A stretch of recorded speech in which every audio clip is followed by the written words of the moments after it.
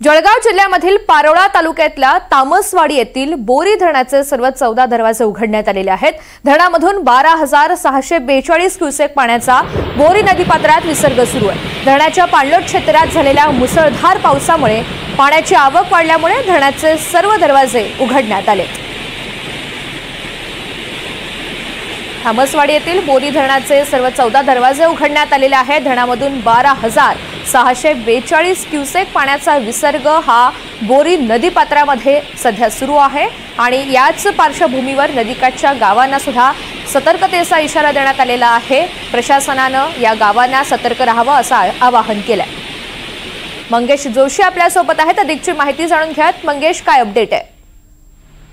नक्की तर तुझ्या खरं तर पारोळा तालुक्यातील तामसवाडी येथील बोरी धरण हे खरं तर यंदा पहिल्यांदा 100% पूर्ण क्षमतेने भरलेलं आहे। गेल्या 2 दिवसापासून जळगाव जिल्ह्यात सुरू असलेल्या मुसळधार पावसामुळे बोरी धरणात मोठ्या प्रमाणात पाण्याची आवक वाढली आणि धरण पूर्ण क्षमतेने भरलेलं आहे। त्यामुळे धरणाचे सर्व दरवाजे 14 दरवाजे उघडून जे आहे पाण्याचा विसर्ग हा बोरी नदी पात्रात सोडण्यात येत आहे। सद्यस्थितीत 12,642 क्युसेक पाण्याचा विसर्ग जो आहे हा नदीपात्रात सोडण्यात येत आहे। धरणात पाण्याची आवक वाढत राहिल्यास अजूनही विसर्ग वाढण्याची शक्यता आहे। त्यामुळे बोरी नदी काठच्या गावांना प्रशासनाच्या वतीने सतर्कतेचा इशारा देण्यात आला आहे।